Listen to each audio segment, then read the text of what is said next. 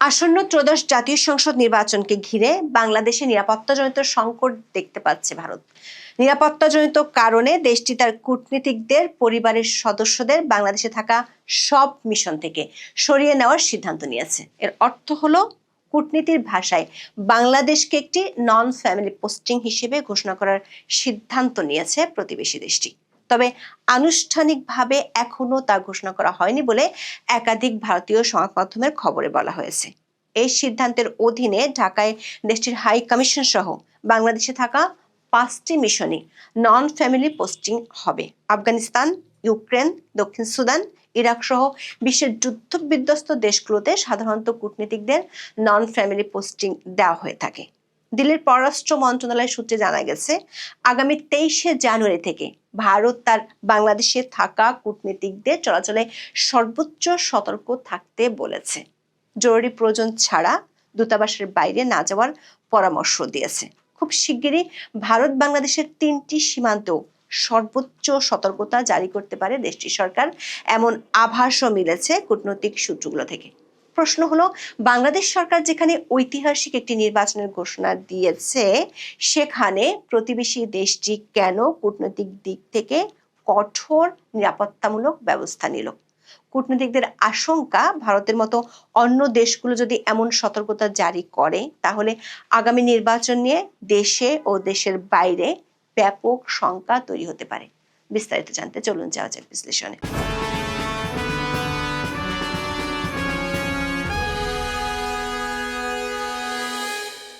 কূটনীতি বা ফরেন সার্ভিসের ভাষায় নন ফ্যামিলি পোস্টিং একটি গুরুত্বপূর্ণ এবং সংবেদনশীল বিষয়।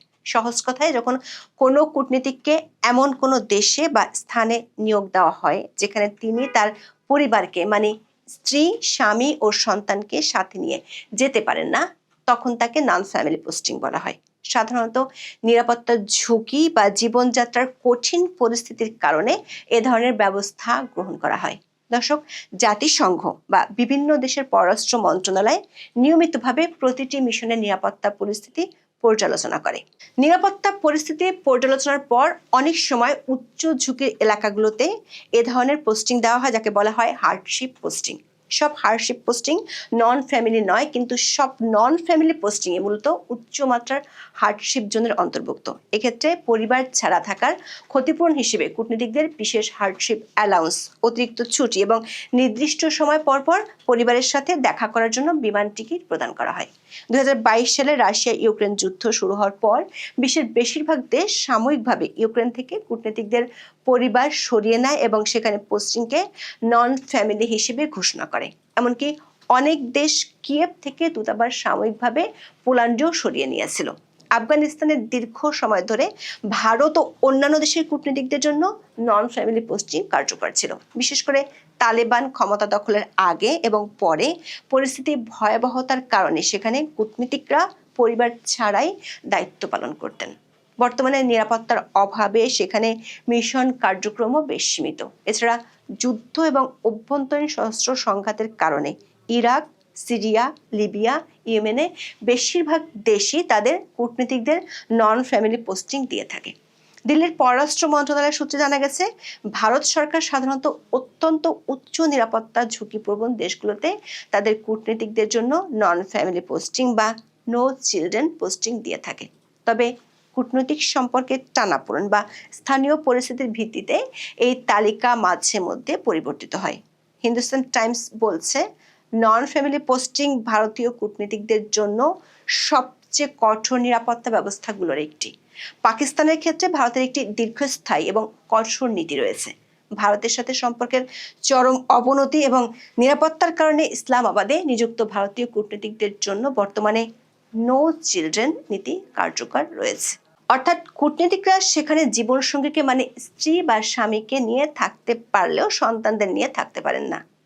এটি নন ফ্যামিলি পোস্টিং এর একটি ধরন। বাংলাদেশের জন্য নেওয়া সিদ্ধান্তকে সতর্কতামূলক পদক্ষেপ হিসেবে দেখা হচ্ছে। প্রশ্ন হলো, ভারত কেন বাংলাদেশকে আফগানিস্তান, ইরাক, দক্ষিণ সুদান কিংবা ইউক্রেনের সমপর্যায়ে ফেলে বাংলাদেশের মিশনগুলোকে নন ফ্যামিলি পোস্টিং ঘোষণা করলো? সংবাদ সংস্থা পিটিআই এর বরাত দিয়ে ভারতের একাধিক সংবাদ মাধ্যম যে তথ্য দিয়েছে সেটি হলো নিরাপত্তাজনিত উদ্বেগের প্রেক্ষিতে ঢাকার ভারতীয় কূটনীতিকদের জন্য বাংলাদেশকে নন ফ্যামিলি পোস্টিং হিসেবে ঘোষণা করার সিদ্ধান্ত নিয়েছে ভারত। এর অর্থ হলো বাংলাদেশে ভারতীয় হাই কমিশন এবং অন্য কেন্দ্রে নিযুক্ত কর্মীদের পরিবারকে দেশে পাঠানোর পরামর্শ দিল ভারতের কেন্দ্রীয় সরকার।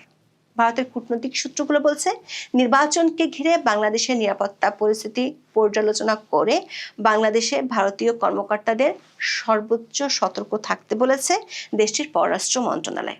বিশেষ করে আগামী 23শে জানুয়ারির পর থেকে খুব জরুরি প্রয়োজন ছাড়া দূতাবাস ছেড়ে কোথাও না যাওয়ার পরামর্শ দেওয়া হয়েছে। তার আগে দূতাবাসের কর্মকর্তাদের পরিবারের সদস্যদের নিজ দেশে ফেরত পাঠানোর নির্দেশ দেওয়া হয়েছে। আবার ভারত বাংলাদেশ সীমান্ত এলাকাগুলোতে সর্বোচ্চ সতর্ক থাকার নির্দেশ দেওয়া হতে পারে এবং প্রতিটি সীমান্ত এলাকায় রাত্রিকালীন কারফিউ জারি করা হতে পারে।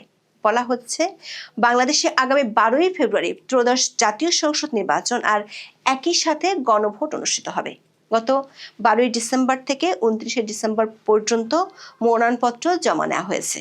21শে জানুয়ারি প্রতীক বরাদ্দের পরদিন থেকে শুরু হবে আনুষ্ঠানিক নির্বাচনী প্রচারের পালা। চলবে 10 ফেব্রুয়ারি সকাল 7:30টা পর্যন্ত। এই নির্বাচনকে ঘিরে নিরাপত্তা পরিস্থিতি পর্যালোচনা করেছে ভারত সরকার। তারপরে দিল্লি থেকে এমন পরামর্শ দেওয়া হয়েছে। তবে এও জানানো হয়েছে, বাংলাদেশে ভারতীয় হাই কমিশন এবং অন্যান্য কেন্দ্র খোলা থাকবে, সেখানে কাজও চলবে। বাংলাদেশের ঢাকায় ভারতের হাই কমিশন রয়েছে। এছাড়া বাংলাদেশে আরো 4টি সহকারী হাই কমিশন রয়েছে নয়াদিল্লির। সেগুলো আছে চট্টগ্রাম, রাজশাহী, সিলেট ও খুলনায়।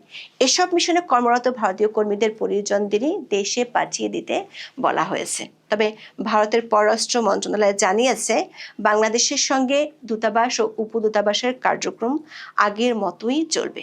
শুধু কর্মীদের পরিবারের নিরাপত্তার স্বার্থে এই পরামর্শ দেওয়া হয়েছে।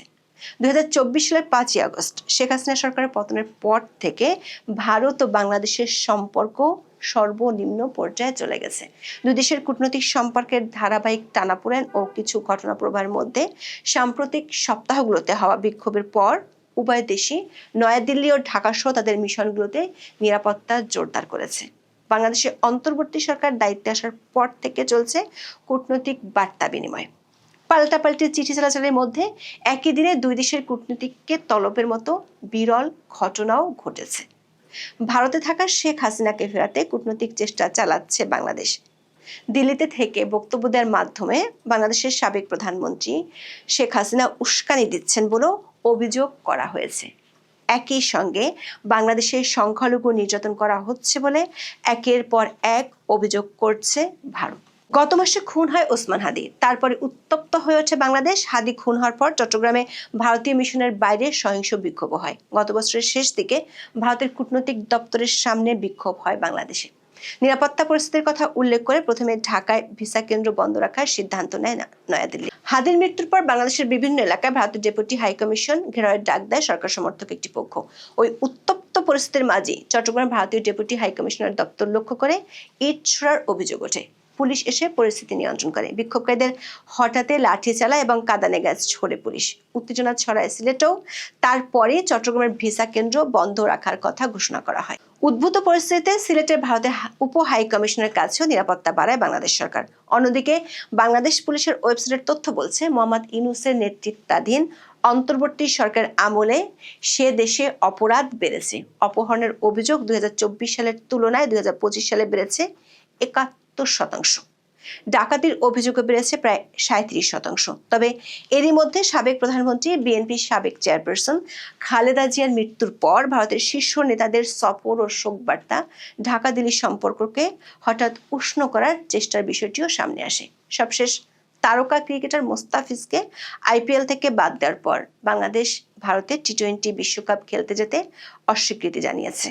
বাংলাদেশের অবস্থানের কারণে টি-20 বিশ্বকাপ থেকে দেশের বাদ পড়ার শঙ্কা দেখা দিয়েছে।